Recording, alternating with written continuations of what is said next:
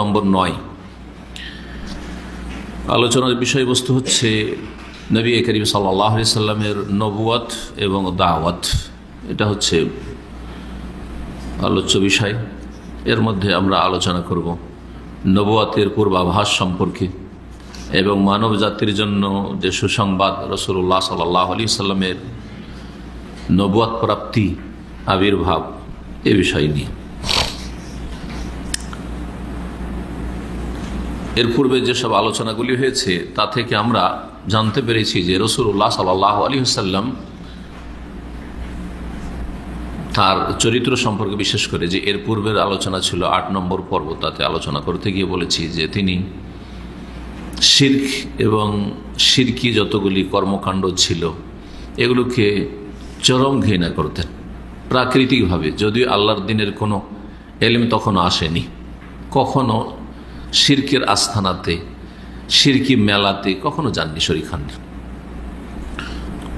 সার্বিক দিক থেকে তিনি অত্যন্ত চরিত্রবান মানুষ ছিলেন নবুয়ত আসার আগে, রিসালাত আসার আগে। তো এই যে তাদের মক্কাবাসীর বা রাসূলুল্লাহ সাল্লাল্লাহু আলাইহি ওয়াসাল্লামের বংশধর কুরাইশ, তাদের যে ধর্মকর্ম, পৌত্তলিকতা এবং তার সাথে বহু রকমের পাপ তাদের জীবনে যে ব্যাপক আকার ধারণ করেছিল, এসব অত্যন্ত তিনি মন থেকে ঘৃণা করতেন, বরদাস্ত করতে পারতেন না, বড়ই ব্যথিত হতেন। এই ছিল তার অবস্থা। এর প্রতিক্রিয়া স্বরূপ রাসূলুল্লাহ সাল্লাল্লাহু আলাইহি ওয়াসাল্লাম তাদের থেকে একটু পৃথক থাকা, লোকজনের সমাগম থেকে দূরে থাকা, নির্জন থাকাকে পছন্দ করা, এটা তার স্বভাবে পরিণত হয়ে যায়। যখন মানুষ সমাজের কর্মকাণ্ডকে পছন্দ করতে পারে না, বরদাস্ত করতে পারে না, লোকজনের আচার আচরণ, তাদের আকীদা, আমল, তাদের ধর্মকর্ম ইত্যাদি যখন পছন্দ হয় না, তখন স্বাভাবিক একটা প্রাকৃতিকভাবে কি চলে আসে, তাদের থেকে দূরে থাকার একটা মনোভাব চলে আসে। আর তার সাথে নির্জনতা, যেহেতু আমার মতো আর কেউ নেই, সুতরাং আমি একাকী জীবনযাপন করি, নির্জনে থাকি। এটা শুরু হয়ে যায় রাসূলুল্লাহ সাল্লাল্লাহু আলাইহি ওয়াসাল্লামের। এক কথায়, খুব সহজ ভাষায়, রাসূলুল্লাহ সাল্লাল্লাহু আলাইহি ওয়াসাল্লাম অন্তরে যেন নির্জনতার একটা ভালোবাসা চলে আসে। আমি একাই থাকবো, নির্জনে সময় কাটাবো, অধিকাংশ সময়টা নির্জনতাই কাটাবো।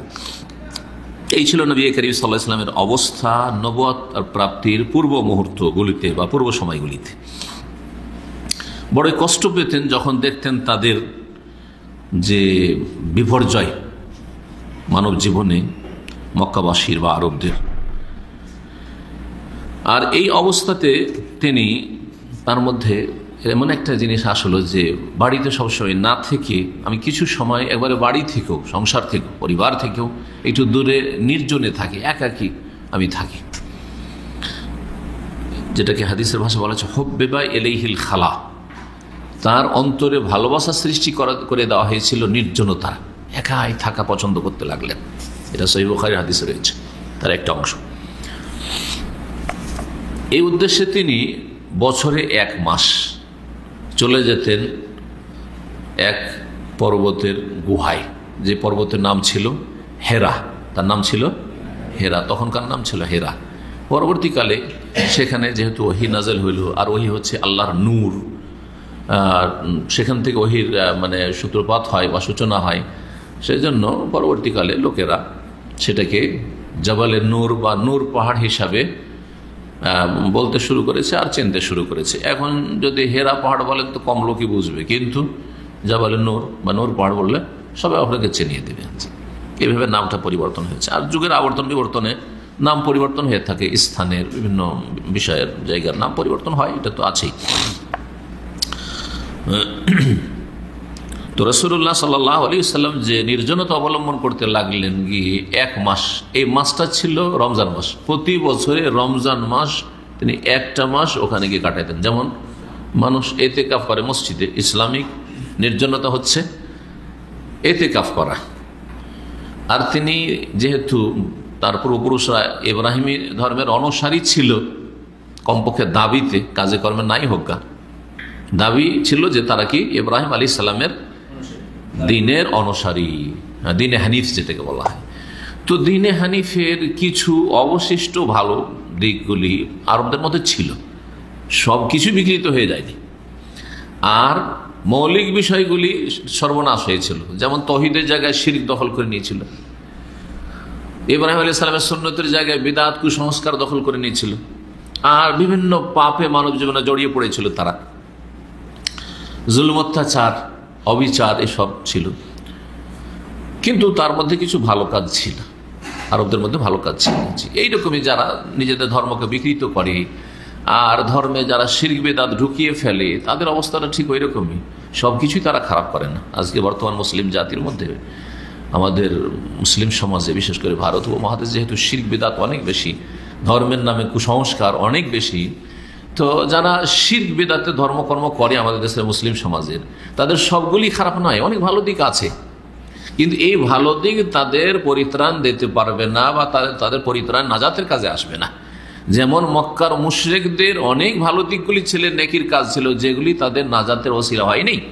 তাদেরকে আল্লাহ কুফার বলেছেন, তাদেরকে মুশরিকিন বলেছেন, এবং আল্লাহ রাব্বুল আলামিন তাদের জন্য কোরআনে কারীম নাযিল করেছেন হেদায়েতের জন্য। তাদের জন্য স্পেশাল শেষ রাসূল সাল্লাল্লাহু আলাইহি সাল্লামকে প্রথম সম্বোধন করে ওদের জন্য পাঠিয়েছেন, যে যাও তুমি তাদের লেতুনজার উম্মাল কুরা, মক্কার লোকদেরকে আগে সাবধান করো, ওদেরকে হেদায়েত করো, ওমান হাওলাহার, তার চারপাশের লোককে প্রথম। চিন্তা করে দেয়, অথচ তারা অনেক ভালো কাজ করত।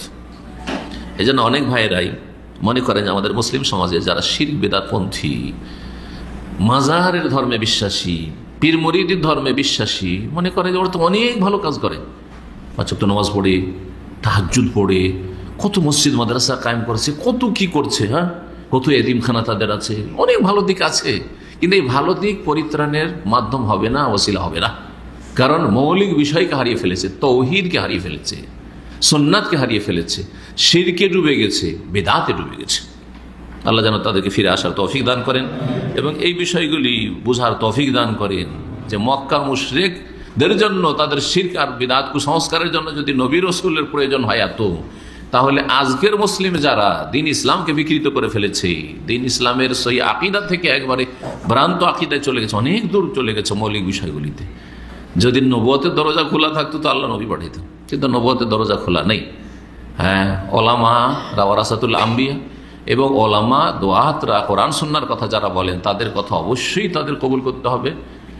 আর তাদেরও দায়িত্ব, ওলামাদের দায়িত্ব আর দায়ীদের দায়িত্ব হচ্ছে তাদের কাছে এই দাওয়াত ভালোভাবে পৌঁছে দিতে হবে, নাহলে জবাব দিতে হবে, জবাব দিতে হবে, কারণ আপনারা ওয়ারিসেন, উত্তরাধিকারী। তো আসি আসল সিরাতের বিষয়ের দিকে।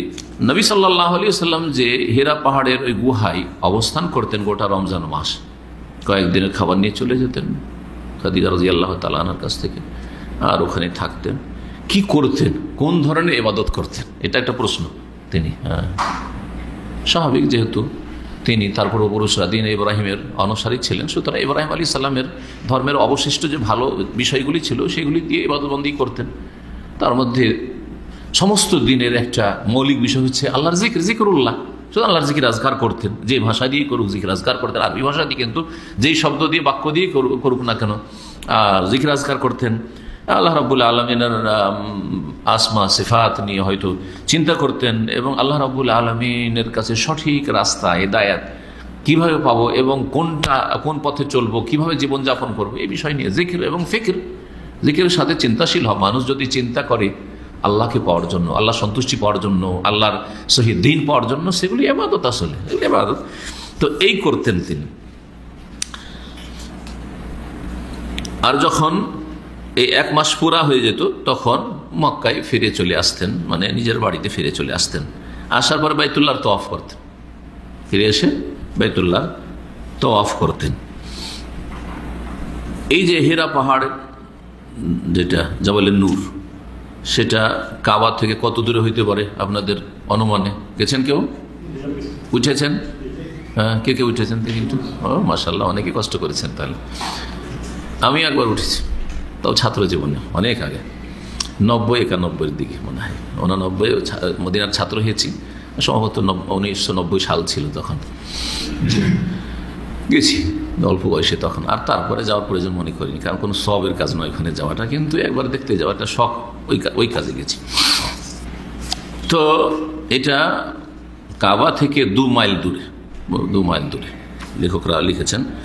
বলছেন ভাষ্যকার, ইসমুল জাবাল আল্লাযী ইউরাফুল ইয়াওম বিজাবালিন নূর, সেই পাহাড়ের নাম আজকাল জাবালে নূর বলে পরিচিত। ওয়া হুয়া আলা বু'দিন নাহওয়া মিলাইন মিন আসলে মক্কা, মূল যে মক্কা অর্থাৎ কাবা এখান থেকে 2 মাইল দূরে। জি হ্যাঁ। আর যে গুহাটি রয়েছে সেই গুহাটি বলছেন যে অনেক উঁচাতে রয়েছে, সেই পাহাড়ের একবারে উঁচাতে রয়েছে। চড়তে হবে, চড়ার পরে বাম দিকে, বাম হাতে চড়ার যে রাস্তা রয়েছে বাম হাতে পড়বে সেই গুহাটি, উঁচাতে চড়ে আবার গুহাতে নেমে আসতে হবে। এইরকম আছে, যারা গিয়েছেন হয়তো মনে আছে কিনা। এই গুহাটির আয়তন কত?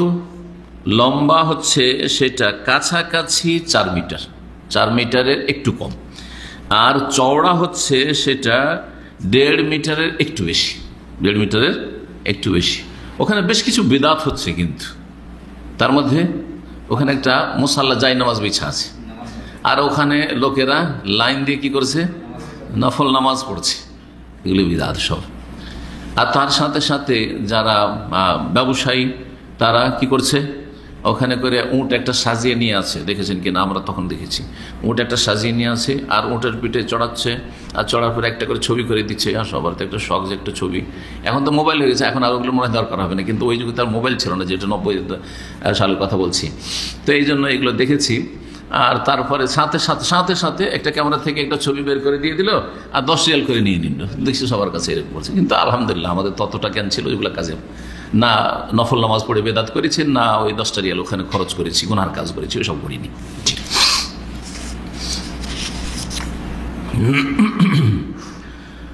রাসূলুল্লাহ সাল্লাল্লাহু আলাইহি ওয়াসাল্লাম এইরকম যেতে থাকতেন। এটা আমাদের দেশের আলোচনাতে কিন্তু আসে না যে শুধু বছরে 1 মাস যেতেন, হীরা পাহাড়ের গুহায় যেতেন, মনে হচ্ছে যে যেতে থাকতেন না। কতদিন যেতে থাকতেন আর কখন যেতেন এই বিষয়গুলি কিন্তু ওইভাবে সূক্ষ্মভাবে কিন্তু আলোচনা আসে না। জি, 3 বছর কন্টিনিউ এরকম করেছেন, মানে 3 রমজান গিয়েছেন রাসূলুল্লাহ সাল্লাল্লাহু আলাইহি ওয়াসাল্লাম, 3 রমজান গিয়েছেন। জি, তৃতীয় রমজানে যখন 40 বছর তার বয়স পুরা হয়, আর মানুষের যখন 40 বছর বয়স পুরা হয় তখন জ্ঞান পূর্ণ হয়, এটা মনে রাখবেন। এই জন্য আম্বিয়া রসুলগণকে আল্লাহ নবুয়ত রিসালাত দিয়েছেন 40 বছর বয়সে, তখন জ্ঞানের দিক থেকে পূর্ণতা আসে। যে কোনো মানুষ 40 হয়েছে, এখন জ্ঞানের পূর্ণতা এসেছে। এটা কোরআনে কারীম আল্লাহ ঘোষণা করেছেন, কোরআনে একটা আয়াত রয়েছে, হাত্তা ইযা বালাগা শুদ্দাহু, সূরা আহকাফ, ওয়া বালাগা 40 সানা, যখন মানুষ নিজের পূর্ণতায় পৌঁছিল, ওয়া বালাগা 40 সানা, আর 40 বছর বয়সে পৌঁছিল। তার মানে পূর্ণতায় পৌঁছে কখন? 40 বছর বয়সে। 40 সানা বলে দিচ্ছে, ওয়া বালাগা 40 সানা। কালা, তখন খেয়াল হয় এতদিন যৌবনের কি আবেগে রক্ত গরম হয়ে আছে, অনেক ঘাটতি থাকতে পারে, এইসব খেয়াল করেনি, গভীরভাবে চিন্তা করেনি। এখন 40 বছর বয়স যখন হয়েছে তখন স্মরণ হয় বাপ মায়ের মর্যাদার কথা, কারণ এখন বাপ মা হয়েছে। এখন প্লাস করতে করতে বাড়তে এখন মাইনাসের দিকে যেতে শুরু হয়েছে। এখন কিন্তু পূর্ণতার পরে যে কোনো জিনিস যখন পূর্ণ হয়ে যায় তখন তার পরিণাম কি? কমে যাওয়া। হ্যাঁ, লিকুল্লি শাইইন ইযা তাম্মা নুকসানু, আরবি একটা কবিতা রয়েছে, প্রত্যেক জিনিস পৃথিবীর, শুধু মানুষ নয়, প্রত্যেক বস্তু পৃথিবীর ইযা তাম্মা, যখন পূর্ণ হয়ে যায়, কমপ্লিট হয়ে যায়, তো নকসানু কমবে, তখন ঘটতে লাগবে সেটা। তো রাসূলুল্লাহ সাল্লাল্লাহু আলাইহি ওয়াসাল্লাম 40 বছর বয়সে নবুয়ত পেয়েছেন, 40 বছর বয়সে। হ্যাঁ, ওই আয়াতের কথা বলছিলাম। তখন এই দোয়াটি করে, কালা রব্বি আউজিনি আন আশকুরা নি'মাতাকা আল্লাতী আন'আমতা আলাইয়া ওয়া আলা ওয়ালিদাইয়া, আল্লাহ আমাকে শুকরিয়া আদায় করার তৌফিক দাও, আউজিনি তৌফিক দান করো, আন আশকুরা নি'মাতাকা, তোমার নিয়ামতের যাতে শুকরিয়া আদায় করতে পারি, আল্লাতী আন'আমতা আলাই, যে নিয়ামত অনুগ্রহ আমার উপর করেছো, ওয়া আলা ওয়ালিদাইয়া, আর আমার মা বাবাকে তুমি যে নিয়ামত দিয়েছিলে ওর যাতে শুকরিয়া আদায় করতে পারি। নিজের নিয়ামতের শুকরিয়া আদায় করবেন এটা তো বুঝতে পারছেন, কিন্তু বাপ মায়ের উপর যে নিয়ামত ছিল সেই নিয়ামতের শুকরিয়া আপনি করবেন, এই দোয়া আল্লাহ শিখাচ্ছেন কিন্তু। জি হ্যাঁ, বাপ মায়ের উপর যে নিয়ামত অনুগ্রহগুলি ছিল ওখান থেকে কিন্তু আপনার অবস্থা নির্ধারিত হয়েছে যে আপনি কোন দিকে যাবেন। হ্যাঁ, বাপ মা যদি অশিক্ষিত চাষি থাকে, কৃষক, তাহলে আপনি বড় কোনো আলেম হয়ে যাবেন আর একবার ডাক্তার ইঞ্জিনিয়ার হয়ে যাবেন, এটা মানে অসম্ভবের কাছাকাছি। হাজার একটা খুঁজে পাবেন না, কারণ শিক্ষার মূল্য বুঝে না। অনেকে অশিক্ষিত আছে, আবার শিক্ষার মূল্য বুঝে, কিন্তু কম সেটা। কিন্তু বাপ মা যদি জ্ঞানী থাকে, আর নিজের শিক্ষা না থাকলেও জ্ঞান আছে, এলেমের গুরুত্ব বুঝেছে, লেখাপড়ার গুরুত্ব বুঝেছে, দিনই এলেমের গুরুত্ব বুঝেছে, কোরআন হাদিস পড়ার গুরুত্ব বুঝেছে, তখন ছেলেকে পড়াইতে লেগেছে। নাহলে ব্যবসায়ী ব্যবসাতে লাগিয়ে দেবে, চাষি চাষে লাগিয়ে দেবে, হ্যাঁ, যে দিন মজুর করে দিন মজুরে লাগিয়ে দেবে ছেলেদেরকে। জি হ্যাঁ, তাহলে আপনার বাপ মায়ের ওপর যে নিয়ামত, সেটা শুকরিয়া আল্লাহ শেখাচ্ছেন। আল্লাহ ভালো আমল করতে পারি যেটা তোমার পছন্দ। জি, ওয়াসলেহলি ফি যুররিয়াতি, আর আমার জন্য আমার ছেলে মেয়ে সন্তান সন্ততিকে তুমি সুন্দর করে দাও, ভালো করে দাও, নেক করে দাও, সলেহ করে দাও। এখন 40 বছর বয়সে, কারণ ছেলে মেয়ে বড় হইতে যাচ্ছে, এখন ওদের প্রতিপালন করছেন, তখন চিন্তা হচ্ছে যে আল্লাহ, অথচ হয়তো আপনি বাঁকা ছিলেন, আপনার বাপ মার অবাধ্য ছিলেন, বেয়াদব ছিলেন, হ্যাঁ, বাঁকা পথে চলেছেন, কিন্তু এখন 40 বছর বয়সে এসে কিন্তু হুঁশ হয়েছে। অধিকাংশ বাপ মায়ের হুঁশ হয়ে যায়, যতই সে খারাপ থাকে, 40 বছর আসলেও হুঁশ প্রায় হয়ে যায় যে আমার ছেলে মেয়েরা যাতে ভালো হয়। ওয়াসলিহি ফি যুররিয়াতি ইন্নী তুবতু ইলাইকা, যা বল প্রাণ থেকে আল্লাহ তওবা করছি, ওয়া ইন্নী মিনাল মুসলিমিন, আর আমি আত্মসমর্পণ করছি মুসলিম। অত্যন্ত গুরুত্বপূর্ণ দোয়া। এই দোয়া কার মুখস্থ আছে? সূরা আহকাফের এই দোয়াটি মুখস্থ করবেন। যাদের ছেলে মেয়ে হয়েছে, ছেলে মেয়েকে সালেহ নেক যদি বানাইতে চান, ওয়াসলিহি ফি যুররিয়াতি, লম্বা দোয়া যদি নাও করতে পারেন, এতটুকু ওয়াসলিহি ফি যুররিয়াতি, আল্লাহ আমার জন্য আমার ছেলে মেয়েদেরকে সালেহ বানিয়ে দাও, নেক বানিয়ে দাও। 40 বছর বয়সে মানুষের জ্ঞানপূর্ণ হয়, কথা বলতে গিয়ে এই কথাগুলি বললাম। তো রাসূলুল্লাহ সাল্লাল্লাহু আলাইহি ওয়াসাল্লাম তখন 40 বছর বয়স হয়েছিল, আর এই বয়সে বলছে ওয়ালাহা বয়সাতে রসুল ও গালেবান, অধিকাংশ রসুলগণকে নবুয়ত রিসালাত এই বয়সে দেওয়া হয়েছে।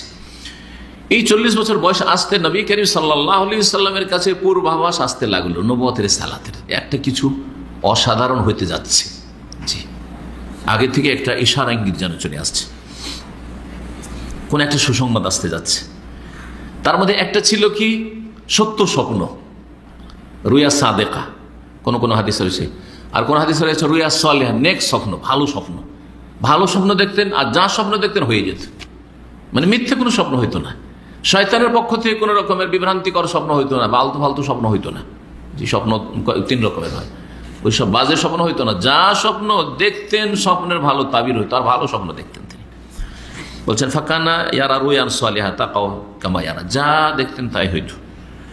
এবং অন্য রিওয়ায়াত সহিহ বুখারী রিওয়ায়াতে রয়েছে হাদিসে যে ফাকানা লা ইয়ারা রুয়ান ইল্লা জাত মিসলা ফালাকিস সুবহি, যে কোনো স্বপ্ন দেখতেন যেমন ভোর হওয়া নিশ্চিত, এখন যে রাত ধরেন না এটা, তো ভোর হওয়া নিশ্চিত, ভোর হবে যখন রাত চলছে, ঠিক ওই রকমই যা স্বপ্ন দেখতেন, যা হয়ে দেখেছি আমি, সেটা ঘটে যেত। কারণ নবী রাসূলগণের স্বপ্ন হচ্ছে ওয়াহি, তো এই স্বপ্ন দিয়ে কিন্তু ওয়াহি শুরু হয়ে গেছে। স্বপ্ন দিয়ে কি শুরু হয়েছে? ওয়াহি শুরু হয়ে গেছে রাসূলুল্লাহ। এটা হচ্ছে পূর্বাভাস বা সুসংবাদ নবুয়ত রিসালাতের। আর একটা অসাধারণ দেখতেন যে হঠাৎ করে তিনি আলো, জ্যোতি দেখছেন, অন্ধকারের ভিতরে আলো জ্বলছে কত দেখতেন। ওয়াসমাউ সাউত, আর হঠাৎ করে কোনো একটা আসমানি আওয়াজ শুনতেন, কাউকে দেখতে পাচ্ছেন না কিন্তু আওয়াজ শুনতেন। তার মধ্যে শুনতেন জিবরাইল আলাইহিস সালাম, কিছু দেখছেন না, বলছে ইন্নাকা লা রাসূলুল্লাহি হাক্কান, হে মুহাম্মদ তুমি সত্য নবী রাসূল হবে, তুমি সত্য নবী রাসূল হবে, ইন্নাকা লা রাসূলুল্লাহি হাক্কান। আওয়াজ শুনতেন। আরো অসাধারণ যা তিনি দেখতেন তা হচ্ছে পাথরে, গাছে তাকে সালাম করতো, এই সময়গুলিতে সালাম করতো মক্কার পাথরে। বলছে ইন্নিল্লা আরিফ হাজারান, আমি একটা পাথরকে চিনি, বলছেন রাসূলুল্লাহ বলছেন, আমি একটা পাথরকে চিনি, বে মক্কাতা, মক্কায়, কানা ইউসাল্লিমু আলাইয়া ক্বাবলা আন উবআসা, আমি নবী হওয়ার আগে আমাকে সালাম করত। পাথর থেকে সালামের আওয়াজ আসছে, আসসালামু আলাইকা ইয়া রাসূলুল্লাহ, আসসালামু আলাইকা ইয়া রাসূলুল্লাহ। সুবহানাল্লাহ। রাসূলুল্লাহ সাল্লাল্লাহু আলাইহি ওয়াসাল্লামের ওই রমজান তার জীবনে যখন আসলো, যেটা ছিল 41 বছর বয়সের রমজান, 40 বছর পার হয়ে আরবি মাস হিসাবে 40 বছর বয়সের রমজান, হেরা পাহাড়ের গুহায় তিনি এতেকাফ অবস্থায় ছিলেন, আল্লাহর জিকির আজকার করছিলেন, ইবাদতবন্দি করছিলেন। হঠাৎ করে নবুয়ত আর ওহী নিয়ে জিবরাইল আলাইহিস সালাম তাশরীফ নিয়ে আসলেন, নবুয়ত এবং ওহী সহ জিবরাইল আলাইহিস সালাম তাশরীফ নিয়ে আসলেন। এখন জিবরাইল আলাইহিস সালামের পরে আসার পরে কি ঘটলো, এটা সহিহ বুখারীর হাদিসে কিছুদিন আগে সহিহ বুখারীর ধারাবাহিক আলোচনায় যে কিতাবুল ওহী, ওহীর পর্বে এই হাদিস আলোচনা হয়েছে। যারা বুখারীর ক্লাসে এসেছেন ওই হাদিসটা দিয়েই এখানে আমরা আমাদের আলোচনা পুরা করছি। মা আয়েশা রাদিয়াল্লাহু তাআলা আনহা থেকে বর্ণিত এই হাদিস, যিনি এই কাহিনী বা ঘটনা বর্ণনা করছেন, কালাত আয়েশা রাদিয়াল্লাহু আনহা রাসূলুল্লাহ সাল্লাল্লাহু আলাইহি ওয়াসাল্লামের প্রিয়তমা স্ত্রী উম্মুল মুমিনিন আয়েশা রাদিয়াল্লাহু আনহা বলছেন, আউয়ালা মা বুদিয়া বিহি রাসূলুল্লাহ মিনাল ওয়াহী আর-রুয়া সালিহ ফিন নওম। সর্বপ্রথম রাসূলুল্লাহ সাল্লাল্লাহু আলাইহি ওয়াসাল্লাম ওহী শুরু হয় স্বপ্নে বা ঘুমে, ভালো স্বপ্ন দিয়ে, ঘুমের অবস্থায়, নিদ্রার অবস্থায় ভালো স্বপ্ন দিয়ে। ফাকানা লা ইয়ারা রুয়ান ইল্লা জাত মিসলা ফালাক, যে কোনো স্বপ্ন দেখতেন যেমন ভোর হয় এরকমই চলে আসো। সুম্মা হুব্বিবা ইলাইহিল খালা, স্বপ্ন দেখাটা আগে থেকে শুরু হয়েছিল। ভিতরে এই যে নির্জনতা তার পছন্দ লাগতে লাগলো, মানুষের সাথে ভালো লাগে না, মানুষের সমাজে থাকতে ভালো লাগে না, একা থাকা পছন্দ করতে লাগেন। ওয়াকানা ইয়াখলু বিগারে হেরা, সুতরাং তিনি হেরা পাহাড়ের গুহায় নির্জন থাকতে লাগলেন। ফায়াতাহান্নাসু ফিহিল লায়ালি যাওয়াতিল আদ, কয়েক রাত একটানা তিনি ওখানে গিয়ে ইবাদত বন্দি করতেন। ইয়াতাহান্নাস মানে ইয়াতাআব্বাদ, ইবাদত বন্দি করতেন। কাবলা ইয়ানজিলা আহলিহি, পরিবারের কাছে আসার আগে, মানে একটানা কয়েক রাত বা কয়েকদিন আসতেন না। আবার যখন খাবার দাবার যা কিছু বেঁধে নিয়ে যেতেন, সেই যুগে যা খাবার ছিল শেষ হয়ে যেত, ওয়ায়াতাজাওয়াদু লিযালিক, আবার কয়েকদিনের খাবার কিছু বেঁধে নিয়ে যেতেন। জি, সুম্মা ইয়ারজিউ ইলা খাদিজা, তারপরে খাদিজা রাদিয়াল্লাহু তাআলা আনহার কাছে ফিরে আসতেন। ওই সময় রাসূলুল্লাহ সাল্লাল্লাহু আলাইহি ওয়াসাল্লামের কয়জন স্ত্রী ছিলেন যদি কেউ জিজ্ঞেস করে, কি বলবেন? একজন মাত্র স্ত্রী ছিলেন রাসূলুল্লাহ সাল্লাল্লাহু আলাইহি ওয়াসাল্লাম। খাদিজা রাদিয়াল্লাহু তাআলা আনহা যতদিন ইন্তেকাল করেননি, দ্বিতীয় কোনো বিয়ে করেনি রাসূলুল্লাহ সাল্লাল্লাহু আলাইহি ওয়াসাল্লাম। জি, খাদিজা রাদিয়াল্লাহু তাআলা আনহার ইন্তেকালের পরেই তখন দ্বিতীয় তৃতীয় বা অন্য বিয়েগুলো করেছেন। তো নবী করিম সাল্লাল্লাহু আলাইহি ওয়াসাল্লাম সম্পর্কে ইসলামের যারা দুশমন, বাইরের দুশমন, যারা প্রাচ্যবিদ, আর তারপরে আর বিভিন্ন কাফেররা, আর ঘরের দুশমন মানে মুসলিম সমাজে আছে কিছু মুনাফিক, যারা এই ধরনের বেয়াদবিমূলক কথা বলে থাকে বা লিখে থাকে যে মুহাম্মদ সাল্লাল্লাহু আলাইহি ওয়াসাল্লাম কি ছিলেন? ভোগবিলাসী ছিলেন। তাহলে একটা ভোগবিলাসী মানুষ যদি বিয়ে শাদী করে, আমোদ ফুর্তি করে, তো কখন করবে? যৌবনকাল থেকে শুরু করবে। 15 বছর, 18 বছর, 20 বছর, 25 বছর, এই বয়স থেকে শুরু করে 40 পর্যন্ত করবে। অথচ রাসূলুল্লাহ সাল্লাল্লাহু আলাইহি ওয়াসাল্লামের 40ও দ্বিতীয় বিয়ে না, 40ও তো নবুয়ত পেলেন। খাদিজা রাদিয়াল্লাহু তাআলা ইন্তেকাল হয়েছে প্রায় অনেক পরে, তারপরেও তখন নবী সাল্লাল্লাহু আলাইহি ওয়াসাল্লামের বয়স 50 পার হয়ে গেছে। জি হ্যাঁ, তারপরে বিয়ে করেছেন তাহলে। জি হ্যাঁ, নবী করিম সাল্লাল্লাহু আলাইহি ওয়াসাল্লামের প্রত্যেকটি বিবাহের বড়ই রহস্য, হেকমত, তত্ত্ব ছিল। এই একটা গুরুত্বপূর্ণ সাবজেক্ট, আর এর উপর আলহামদুলিল্লাহ আমার কাছে অনেক কিছু আছে। তো যদি কোনো এক সময় হয়, একদিনে হবে না, অনেক আলোচনা লাগবে যে প্রত্যেকটি যে দ্বিতীয় তৃতীয় বিয়েগুলো কেন করলেন তিনি, আর তা দিয়ে উদ্দেশ্য কি ছিল, আর ইসলামের কি লাভ হয়েছে, নিজের ব্যক্তি লাভ না, ইসলামের কি লাভ হয়েছে, কি উপকার হয়েছে। সুবহানাল্লাহ, অবাক হয়ে যাবেন আপনিও সেই রহস্যগুলি শুনলে বা পড়লে বা জানলে। প্রত্যেকটাতে দ্বীনি উদ্দেশ্য ছিল, ইসলামের খেদমত উদ্দেশ্য ছিল, ইসলামের প্রচার প্রসার উদ্দেশ্য ছিল, আর বিভিন্ন গোত্রগুলির সাথে বাঁধন মজবুত করার উদ্দেশ্য ছিল। জি, দেখেন একটা পরিবার বা একটা বংশ, গোটা একটা বংশ, আপনাদের সাথে কোনো সম্পর্ক ছিল না আপনার বিয়ের আগে, কিন্তু বিবাহের পরে ওদের সাথে এমন একটা মজবুত সম্পর্ক হয়েছে যে আপনার জন্য আল্লাহ রাব্বুল আলামিন সবকিছু করেন, আল্লাহ হেফাজতকারী, কিন্তু মাধ্যম তো এগুলি মানুষের সাপোর্ট, নিজের বংশ, আর না হলে শ্বশুর বংশ, তাই না? তো অনেকের দেখা গেছে যে নিজের বংশ হয়তো দুর্বল, কিন্তু শ্বশুর বংশ অত্যন্ত পাওয়ারফুল। তা দিয়ে সে দিন দুনিয়ার অনেক কিছু, যারা দুনিয়া করেছে, কিন্তু যারা দিনদার, দিনের অনেক ফায়দা করেছে, অনেক ফায়দা করতে পারে তার দ্বারা। যারা দিনের দাওয়াত দিচ্ছে, এই ক্ষেত্রে তার সমর্থক হয়েছে, তার সাহায্য সহযোগিতা করেছে, তার সাপোর্ট করেছে, আর কেউ কিছু বলতে পারে না। এলেম আছে তার কাছে, কিন্তু যে জনবল লাগবে, জনবল ছিল না, কিন্তু একটা বিবাহের কারণে সে একটা বড় একটা জনশক্তি পেয়েছে, সেটা তার দাওয়াতের প্রচার প্রসারে অনেক কাজ দিয়েছে। এইরকম বহু হিকমত রয়েছে রাসূলুল্লাহ সাল্লাল্লাহু আলাইহি ওয়াসাল্লামের বহু বিবাহে। যাক, ওটা আজকের বিষয় নয়, সেজন্য আজ আর ওই দিকে যাচ্ছি না। ইনশাআল্লাহ যখন আমাদের সিরাতগুলি প্রায় শেষ হয়ে যাবে, নবী সাল্লাল্লাহু বিবিদের জীবনীগুলি আসবে, তখন ইনশাআল্লাহ ওটা একটা আলোচনা থাকবে, আল্লাহ যদি তৌফিক দান করেন।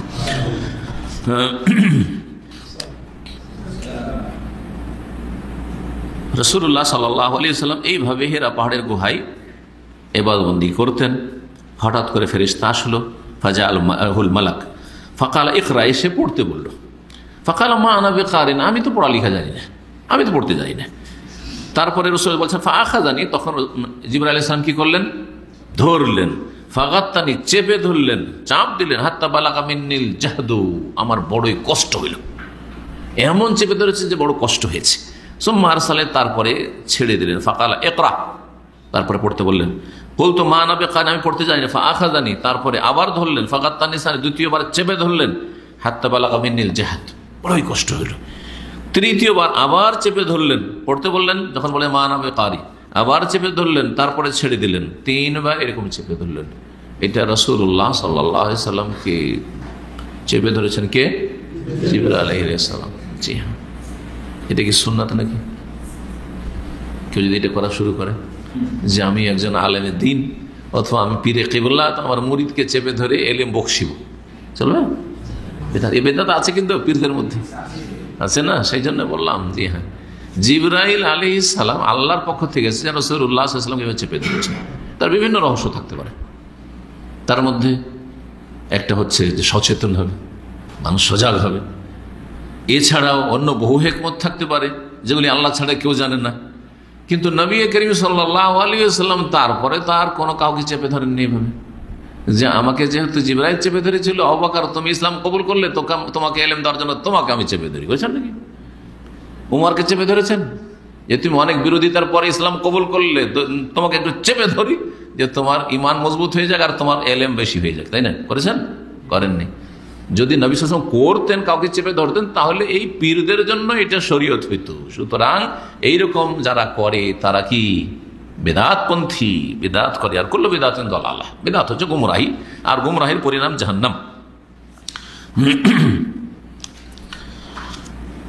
তৃতীয়বার যখন হয়ে গেল, তারপরে বললেন ইকরা, পড়ো। ইকরা বিসমি রাব্বিকাল্লাযী খালাক, খালাকাল ইনসানা মিন আলাক, ইকরা ওয়া রাব্বুকাল আকরাম আল্লাযী আল্লামা বিল কলম, আল্লামাল ইনসানা মা লাম ইয়ালাম। কয়টি আয়াত নাযিল হয়েছিল? 5টি আয়াত নাযিল হয়েছিল। যে আয়াতগুলিতে রয়েছে পড়ার কথা কয়বার? হ্যাঁ, 2 বার। আর কলমের কথা 1 বার, আর তালিমের কথা 2 বার। বুঝতে পারছেন? আল্লামা বিল কলম, আল্লামা তালিম। আল্লামাল ইনসানা মা লাম ইয়ালাম, বরং আল্লামাল ইনসান আর মা লাম ইয়ালাম, যা জানতো না। এটা ধরলে 3 বার ইলম শব্দটি এসছে। ইলম শব্দটি 3 বার এসছে। ইকরা শব্দ 2 বার এসছে, 3 2 5। আর কলম শব্দ 1 বার এসছে। সুবহানাল্লাহ। এটা থেকে শিখার নেই আমাদের? হ্যাঁ, যে কলম ব্যবহার করতে হবে তাহলে ইলম হাসিল হবে, তালিম নিতে হবে, পড়তে হবে তাহলে ইলম হাসিল হবে।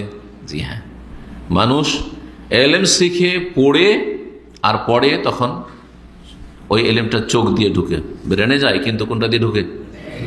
পড়ে চোখ দিয়ে ঢুকে, কিন্তু দেখছে। জি হ্যাঁ, আর শুনে কান দিয়ে ঢুকে। কিছু ইলম কান দিয়ে ঢুকে ব্রেনে গিয়ে মেমোরিতে যদি সংরক্ষণ করতে পারেন তাহলে কাজ হয়ে গেল আপনার। আর কিছু ইলম আছে চোখ দিয়ে ঢোকার পর মেমোরিতে যায়, তারপর যদি হেফাজত করতে পারেন তাহলে কাজ হয়ে গেল আপনার। যে যত বেশি সংরক্ষণ করতে পারবে সে তত বড় পৃথিবীতে জ্ঞানী হয়েছে আর হবে। আর যার যত বেশি আসছে আর যাচ্ছে সে মনে রাখতে পারি না, সে কিছু মনে থাকে না, ও যাবে। এত পড়ছে কিছু মনে থাকে না, হয়তো এত শুনছে কিছু মনে থাকে না, হচ্ছে না? জি হ্যাঁ, আমরা যত পড়েছি আর যত শুনেছি যদি আমাদের মনে থাকতো তো সুবহানাল্লাহ, কত ইলমের যে পাহাড় হয়ে যেত, তাই না? সুবহানাল্লাহ। যদিও পাহাড় বলা যাবে না, কারণ আল্লাহ রাব্বুল ইলমের সামনে কিছুই না। হ্যাঁ, ওমা উতিতু মিনাল ইলমি ইল্লা কালিলা। আল্লাহ সমস্ত মানুষকে যতই উন্নতি করুক, পড়াশোনা করে আর শিক্ষিত হয়ে, আল্লাহ বলছে তোমাদেরকে সামান্য ইলম দেওয়া হয়েছে, কালিলা, অল্প জ্ঞান দেওয়া হয়েছে। এই জন্য কখনো ইলমের অহংকার করতে নাই। সুবহানাল্লাহ। ফাওকা কুল্লি জি ইলমিন আলিম, আল্লাহ বলছেন আর সূরা ইউসুফে, ফাওকা কুল্লি জি ইলমিন আলিম। প্রত্যেক পণ্ডিত বিদ্বানের ওপর বড় পণ্ডিত, বড় বিদ্বান আছে। যতই বড় আপনি বিদ্বান হয়ে যান, আপনার ওপর বড় বিদ্বান আছে, আপনি জানেন না যে কোথায় আছে, আপনার খবর নেই। আপনি মনে করছেন যে আমি পৃথিবীর মধ্যে সবচেয়ে বেশি জ্ঞানী, কিন্তু না, এটা ভুল আপনার। জি। আর এই কথা প্রমাণ করে দেওয়ার জন্যই মুসা আলী সাল্লামকে খেজর আলী সাল্লামের সাথে আল্লাহ সফর করিয়েছিলেন।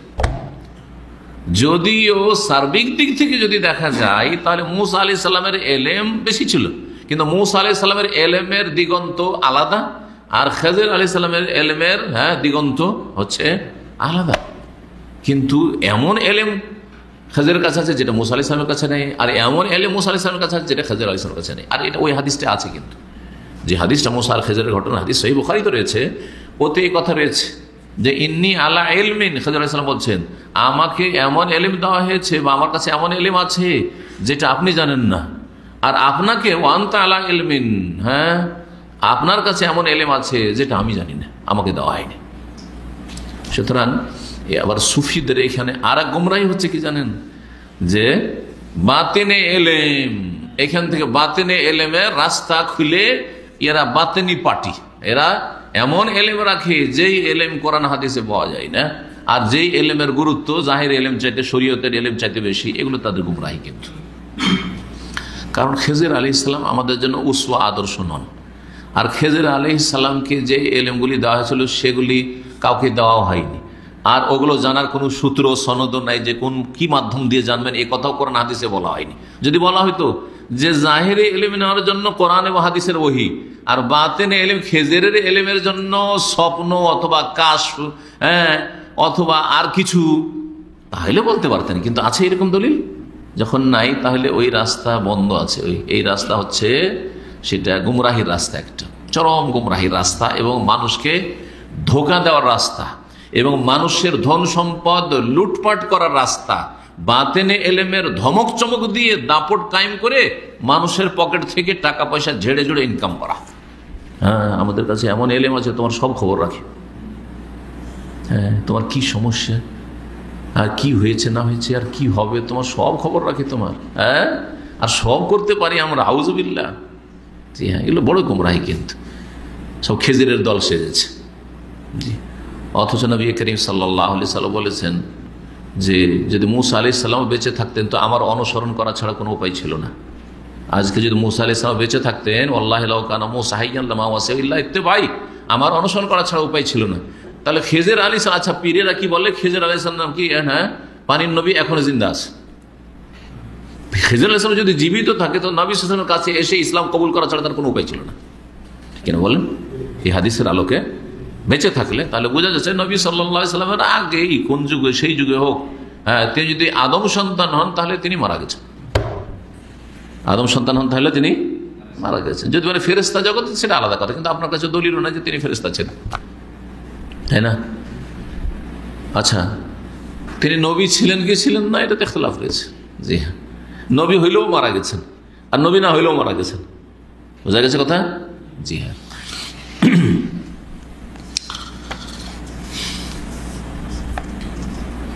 এই 5টি আয়াত নাজিল হইল। রাসূলুল্লাহ সাল্লাল্লাহু আলাইহি ওয়াসাল্লাম এই আয়াতগুলি নিয়ে ফিরলেন, কিন্তু থরথর করে কাঁপছেন। আসলেন নিজের স্ত্রীর কাছে, জি খাদিজা রাদিয়াল্লাহু তাআলার কাছে, এসে বললেন খুব শীত লাগছে, ঠান্ডা লাগছে, জাম্মিলুনি জাম্মিলুনি, আমাকে কম্বল জড়িয়ে দাও, কম্বল জড়িয়ে দাও। জি হ্যাঁ, ফাজাম্মালুহু, তাকে কম্বল জড়িয়ে দিলেন। জি হ্যাঁ, এখান থেকে আইয়ুহাল মুজাম্মিল নাজিল হয়েছে। এই জি, হাত্তা যাহাবা আনহুর রাউ, তখন ভয় ভীতি দূর হলো। মানুষকে যখন ঠান্ডা লাগে, ঠান্ডাটা যখন দূর হয়ে যায়, একটু শরীরটা গরম হয়, তখন কম্পনটা চলে যায়। জি হ্যাঁ, তখন খাদিজা রাদিয়াল্লাহু তাআলা আনহাকে রাসূলুল্লাহ সাল্লাল্লাহু আলাইহি ওয়াসাল্লাম বললেন পুরো বৃত্তান্ত, ঘটনা, যে কি ঘটলো আজকে, এই ঘটেছে। বলার পরে বলছেন লাকাদ খাশিতু আলা নাফসি, আমাকে খুব ভয় লাগছে, খুব ভয় পাচ্ছি, মনে হয় বাঁচবো না। মানুষ তো প্রথমবার অসাধারণ একটা কিছু হওয়া, যেমন তেমন কথা, জিবরাইল আলাইহিস সালাম এসেছেন, তো লাকাদ খাশিতু আলা নাফসি, আমার খুব জানের ভয় লাগছে, মরে যাবো না।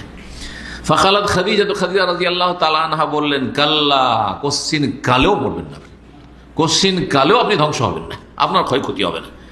ওয়াল্লাহি, আল্লাহর কসম করে বলছি, মা ইউখজিকাল্লাহু আবাদা, আল্লাহ কখনো আপনাকে লাঞ্ছিত অপদস্থ করবেন না, কখনো করবেন না। কেন করবেন না? দেখেন, এত শক্তভাবে আল্লাহর কসম করে, আর কোশ্চেন কালেও নয়, হইতে পারে না, বলছেন, ওর কারণগুলি কি? এই কারণগুলি চিন্তা করেন। তাহলে আপনাকে আমাকেও আল্লাহ লাঞ্ছিত করবেন না যদি এই ভালো বৈশিষ্ট্য গুণগুলি, যেগুলি খাদিজা রাদিয়াল্লাহু তাআলা আনহা এখানে বর্ণনা করেছেন বা বলেছেন বলে সান্ত্বনা দিয়েছেন রাসূলুল্লাহ সাল্লাল্লাহু আলাইহি ওয়াসাল্লামকে, এগুলি যদি আপনার মধ্যে থাকে, আমার মধ্যে থাকে। এটা হচ্ছে শিক্ষণীয় বিষয় সিরাতুন নবী থেকে। এই উত্তম চরিত্রগুলি শুধু নবী সাল্লাল্লাহু আলাইহি ওয়াসাল্লামের সাথে খাস না যে তিনি করতেন সেজন্য তাকে আল্লাহ লাঞ্ছিত করবেন না, আর করেননি, আর আপনি এই চরিত্রগুলি আপনার মধ্যে আছে তারপরে আপনাকে আল্লাহ লাঞ্ছিত করেছে, এটা হইতে পারে না। আল্লাহ আপনাকেও লাঞ্ছিত করবেন না যদি আপনার মধ্যে এই সুন্দর সুন্দর চরিত্রগুলি বা গুণগুলি থাকে। কি? কয়েকটি আছে। ইন্নাকা লা তাসিলুর রাহিম, আপনি আত্মীয়দের সাথে সুসম্পর্ক রাখেন। আপনি আপনার বংশধর আত্মীয় স্বজনদের সাথে সুসম্পর্ক রাখেন। আপনার আত্মীয় স্বজন মানে শুধু আপনার বাবার বংশের লোক না, আপনার বাবার বংশ আর মায়ের বংশের লোক, ওরা আপনার আত্মীয়। কিন্তু বাপের আত্মীয় আত্মীয় আর মায়ের আত্মীয় আত্মীয়, এটাও মনে রাখবেন। সুতরাং আপনি যেমন চাচা ফুফুদের সাথে সম্পর্ক রাখবেন, দাদা দাদিদের সাথে সম্পর্ক রাখবেন, তেমন নানা নানি আর খালা মামা ওদের সাথেও সুসম্পর্ক রাখবেন। জি, যত কাছের হবে তত বেশি হক তাদের, আর যত দূরের হবে, ধরেন আপনার চাচাতো খালা, চাচাতো মামা, চাচাতো ফুফু, চাচাতো চাচা, দূরের হইল, চাচা আর চাচাতো ভাই, চাচাতো ভাইয়ের তুলনায় চাচা কাছের, এইভাবে আর কি। একজন সচ্ছল আর একজন অসচ্ছল, একজন অভাবী চাচা, একজন অভাবী খালা ফুফু, আর একজন অভাবী নয়, দুজনের পার্থক্য আছে।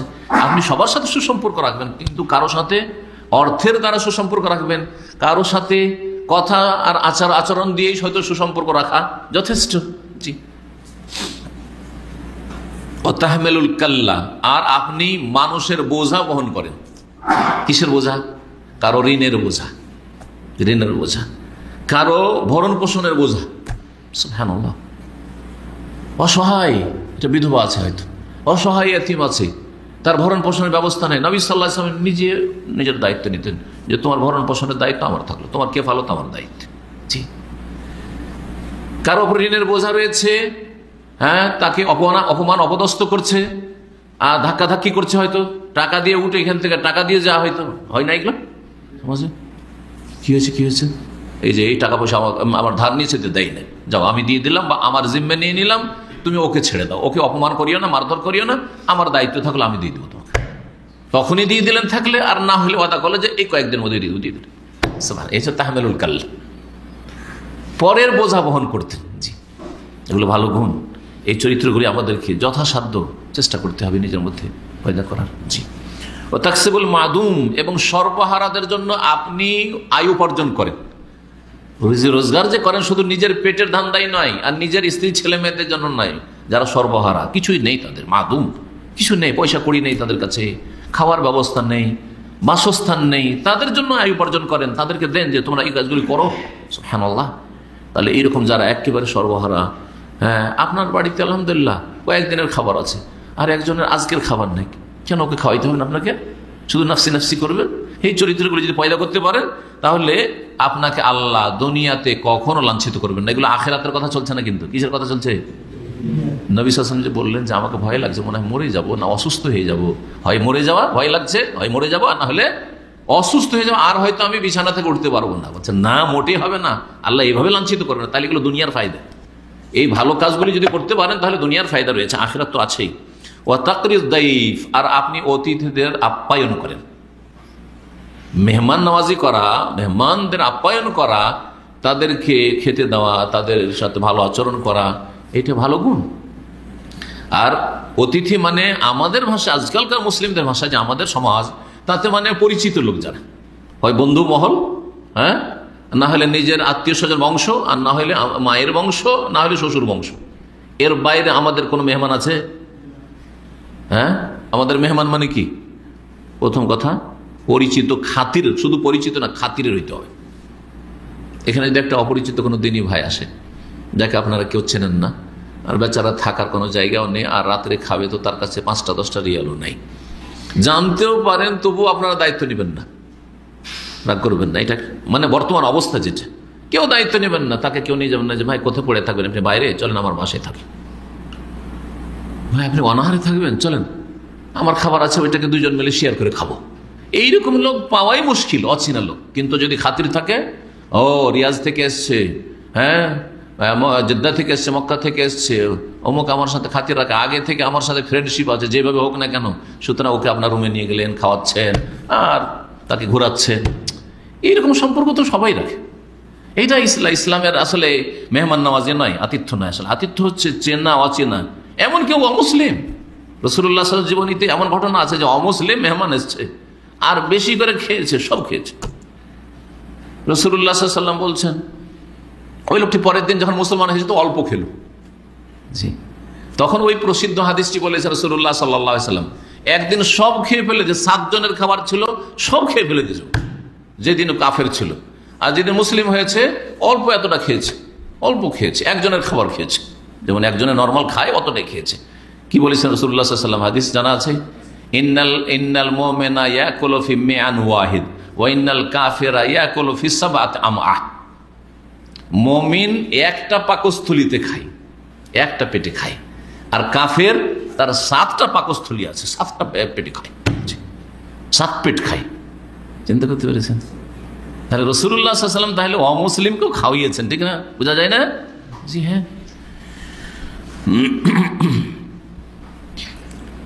আর কি, ওয়াতাইনু আলা নওয়াইবিল হাক্কি, আর ন্যায্য বা প্রাপ্যের বিষয়, যেগুলো ন্যায্য বিষয়, হকের বিষয়, সেগুলোর ক্ষেত্রে আপনি সার্বিক সহযোগিতা করেন।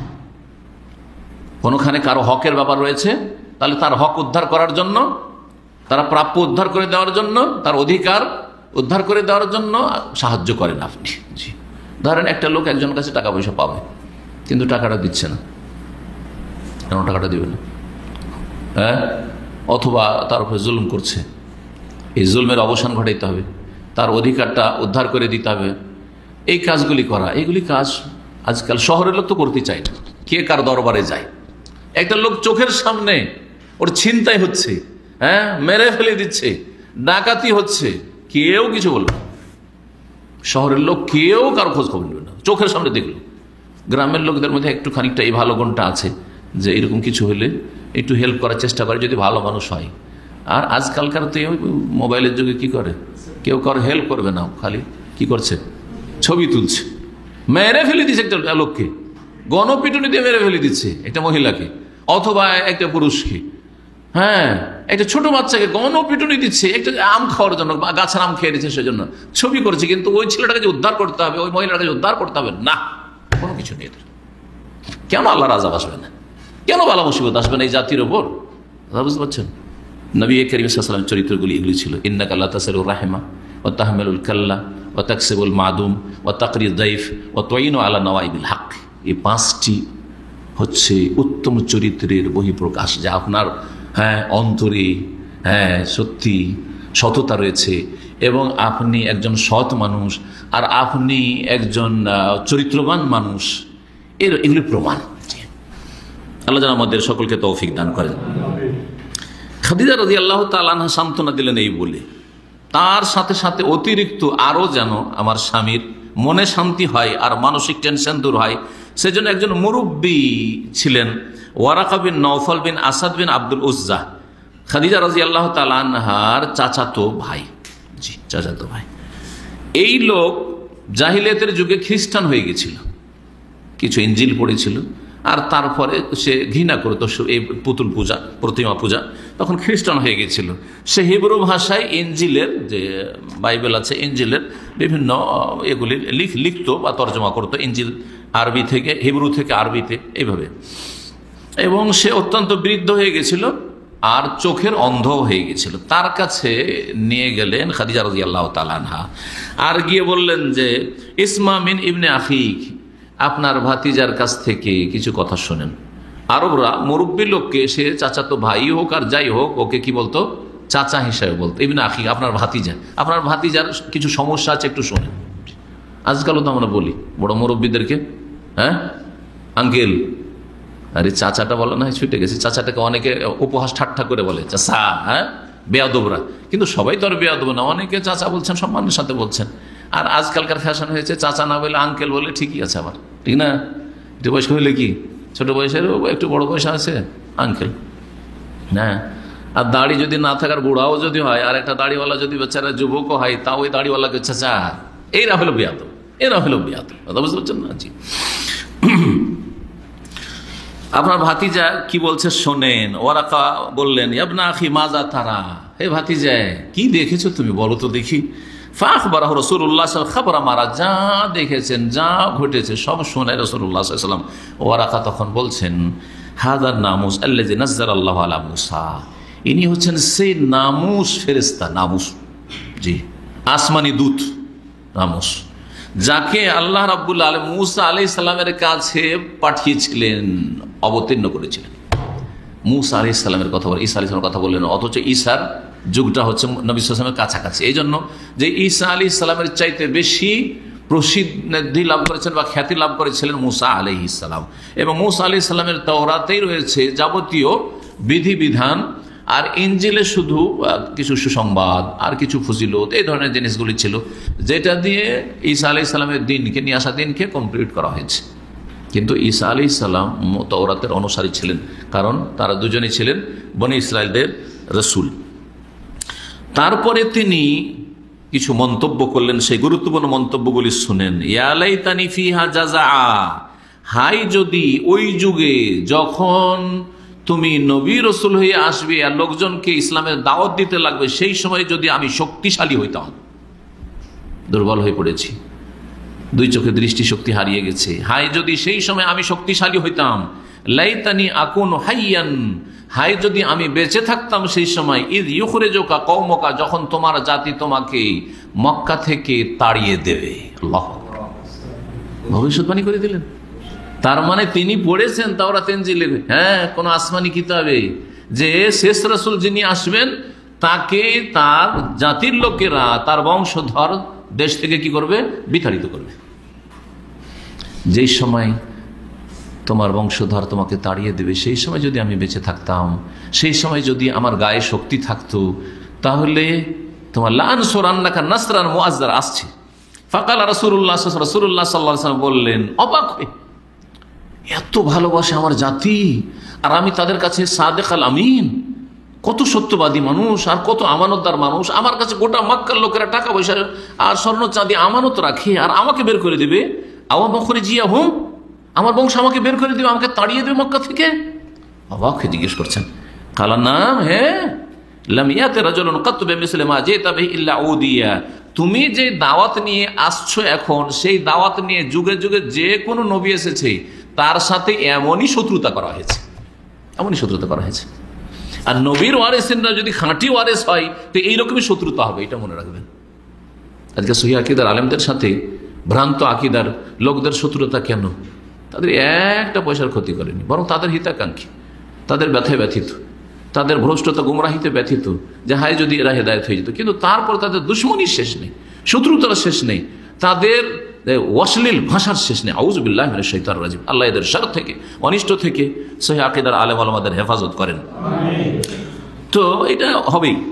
ওয়াইয়ুদরিকুনি ইয়াউমাকা, তোমার ওই দিনটা যদি পেয়ে যায়, যেই দিন তোমার সাথে তোমার জাতি দুশ্মনী করবে আর জুলম অত্যাচার করবে, সেই দিনটা যদি পেয়ে যায়, আনসুরুকা নাসরান মুআজ্জারা, তাহলে আমি সর্বাত্মক সাহায্য করব। জি, নাসরান মুআজ্জারা, আমি সার্বিক সাহায্য করব, যতটুকু পারবো তোমার মদদ করব। সুম্মা লাম ইয়ালবাস ওয়ারাকা, কিন্তু ওয়ারাকা রাদিয়াল্লাহু আনহু বলতে হবে, কারণ তিনি অগ্রিম ঈমান নিয়ে চলে এসেছেন। ওলামারা বলছেন যিনি অ্যাডভান্স ঈমান নিয়ে চলেছেন। নবী সাল্লাল্লাহু আলাইহি ওয়াসাল্লাম এখন দাওয়াত দেওয়া শুরু করেননি, পয়লা ওহী হয়েছে, তখন তো তিনি বেঁচে। আর তখন কি করলেন? তার মন্তব্যটা পজিটিভ না নেগেটিভ? পজিটিভ, যে আমি যদি ওই সময়গুলি পেয়ে যেত এই করবো এই করবো এই করবো, তাই না? তার মানে তিনি মুসলিম হয়ে গেছেন, ইসলাম কবুল করেছেন। কিন্তু বেশি দিন আর বাঁচলেন না, আনতুফিয়া, ইন্তেকাল করলেন। ওয়াফাতার আল ওয়াহিও, আর ওহী কিছুদিনের জন্য বন্ধ হয়ে গেল, ওই কিছুদিনের জন্য বন্ধ হয়ে গেল। আর তারপর ইনশাআল্লাহ তাআলা আগামী আলোচনা এরপরে কমপ্লিট করব। আল্লাহ রাব্বুল আলামিন যেন আমাদেরকে নবী করিম সাল্লাল্লাহু আলাইহি ওয়াসাল্লামের সিরাত সম্পর্কে জ্ঞান অর্জনের তৌফিক দান করেন, সেই অনুযায়ী আমল করার তৌফিক দান করেন, চরিত্র গঠনের তৌফিক দান করেন, আকীদার পরিশুদ্ধির তৌফিক দান করেন, ইবাদত বন্দেগীতে অগ্রগামী হওয়ার তৌফিক দান করেন,